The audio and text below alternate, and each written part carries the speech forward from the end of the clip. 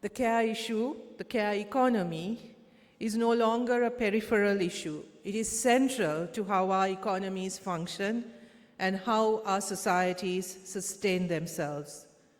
Care work, whether domestic work, childcare, or elder care, or community support, is the foundation upon which both formal and informal economies are built.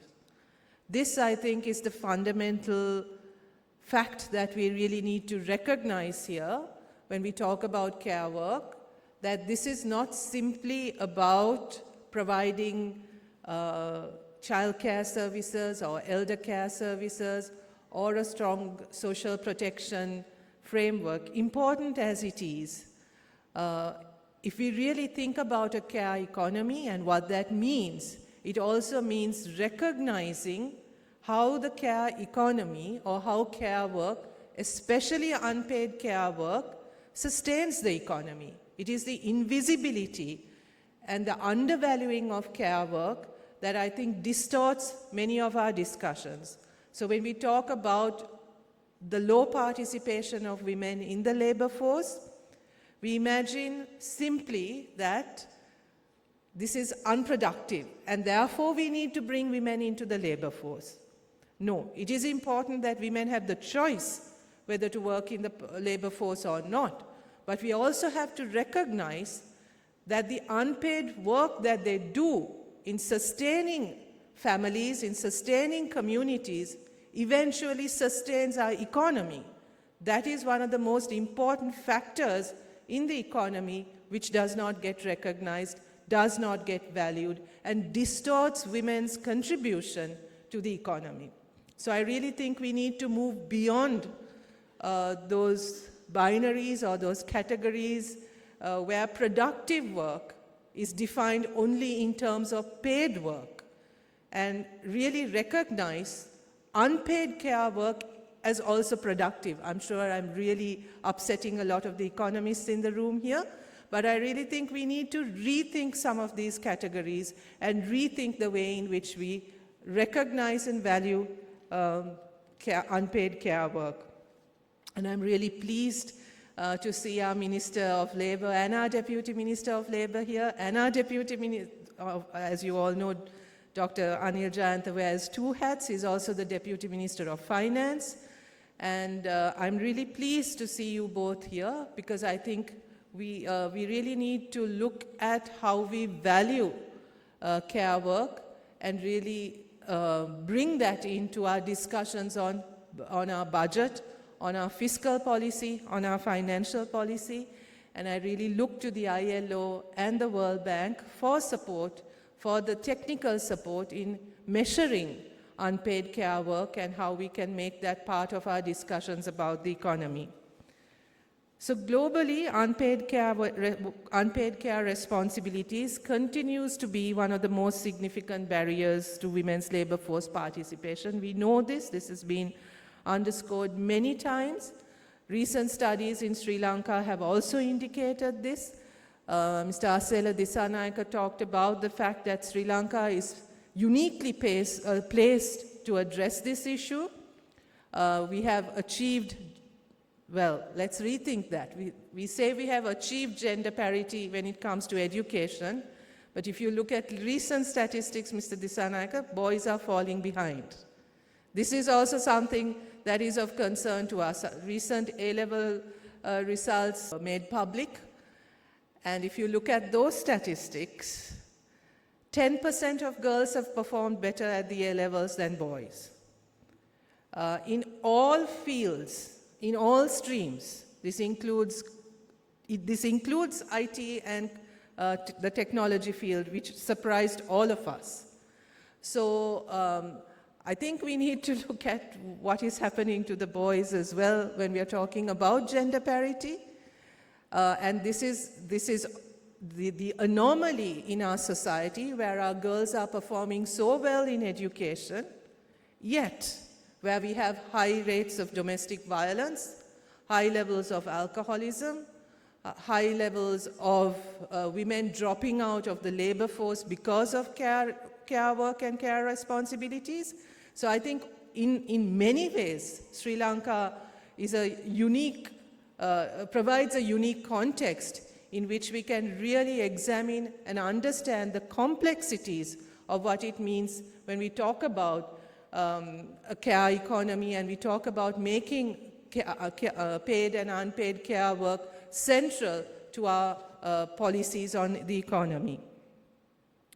So I think what I would really urge this gathering to do is not to consider the invisibility of care work as incidental or accidental even. It is structural. And this is a key feminist issue which has been raised by feminist economists worldwide for many generations. That the issue of unpaid care work is a structural issue, it is a feminist issue, and it must be addressed. We have long argued that economic systems depend on this hidden labor, on making care work invisible. This is how profits are made. I think we need to understand this, we need to recognize this, and as long as we refuse to see this as a structural issue, we will be only addressing once more the superficial, the sort of performative aspects of what it means to really center a care economy in our economic considerations. We also need, I think, particularly in South Asia, to recognize the intersection between unpaid care work and informal labor. Across South Asia, millions of women engage in informal sectors, street vending, domestic work, subsistence agriculture, contributing significantly to national economies and global supply chains. So again, when we talk about low participation of women in the labor force, I think we need to understand women's participation in the informal labor market and understand why it is that women are concentrated in low-paying jobs, in unpaid jobs, and in informal jobs. This, I think, is the crux of the matter. It is not because women are not working. I think all of us women here know that that's not true. And if you talk to any woman, even in the poorest family, they're not being unproductive, they're not sitting at home doing nothing. It is a question of what kind of work they do and the fact that our mainstream economies and policies fail to recognize the work that they do as productive. So I think all of this calls for a fundamental rethinking of how we define labor, productivity, and economic contribution, and labor force participation. Too often, economic discourse prioritizes output and efficiency, overlooking the social foundations that make production possible.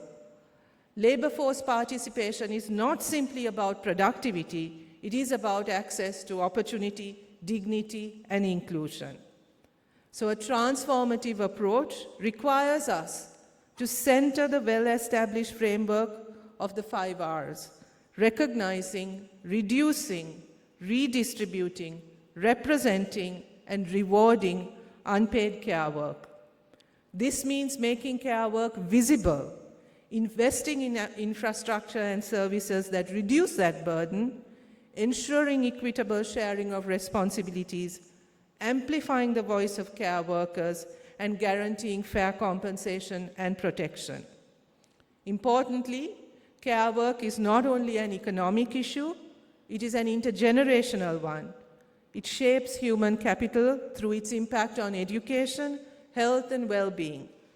As we look to the future of work, we must embed care within our systems of education, skills development, and economic planning.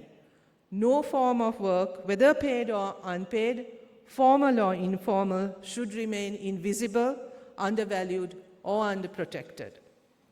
Sri Lanka is committed to advancing this agenda. The government, through the Ministry of Women and Child Affairs, as was mentioned, is currently engaging with relevant stakeholders to develop a national policy on unpaid care work. This consultative process aims to recognize and value unpaid care work as a vital contribution to national development, reduce the disproportionate burden on women and girls through accessible public services and social protection, promote the equitable redistribution of care responsibilities across households, communities, the state, and the private sector, and transform the social norms and gender stereotypes that continue to assign care work primarily to women.